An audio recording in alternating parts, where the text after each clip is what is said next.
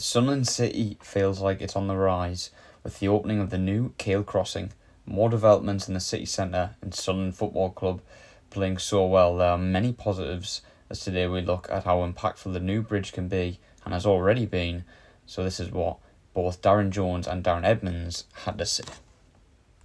How do you think the new bridge will impact match days for Sunderland?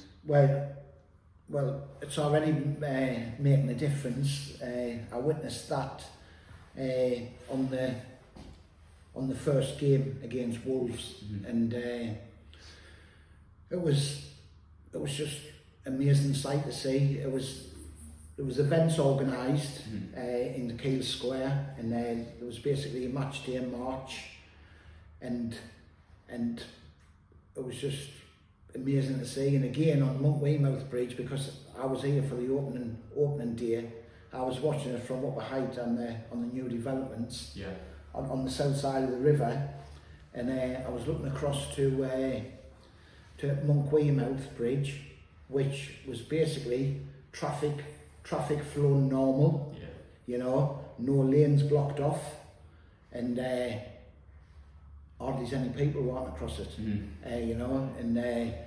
and then when the bridge was opened at 1:30, and then by 1:45, when all the fans start coming across the bridge, going over to see the light, it was just with all the flags and everything and all that.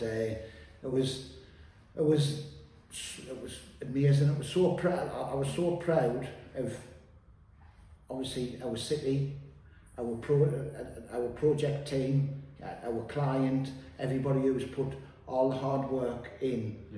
It's not just the construction's been in for 2.5 years, but everything else before that, because this has been in the pipeline, it's been through design and everything, and it's been a long process. And for that day, for to open up for the match day, it was fantastic.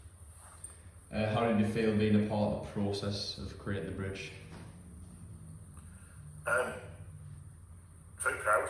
It's an iconic structure, and it's something obviously that sits alongside both the railway bridge, not Weymouth Bridge, the spire a bit further downriver, and so it'll become an iconic piece of Sunderland's infrastructure, and it's designed to last for 120 years. You look at the two bridges next to it, they're over 100 years each, and it's a legacy that will remain for a while. So, and I'm sure Dan will back this up.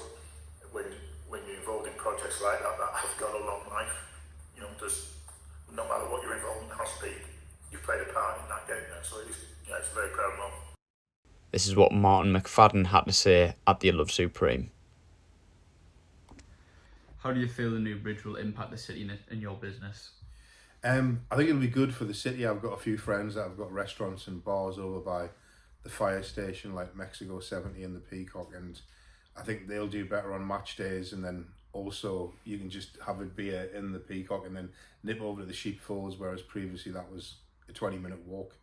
I think for us on a match day, there'll still be the same amount of people coming to the games, but we'll have match day stalls over by the end of the bridge. But I think during the week, maybe if people are in town, it'll be easier for them to come over to the stadium.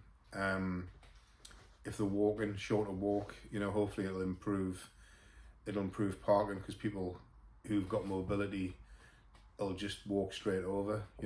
I walk home that way now, and it's about 4 minutes quicker. So I think whenever you build a bridge, it's obviously going to improve links. I was quite surprised when they announced that the two bridges were going to be built, when we already had several, one going over the A19, the two town bridges.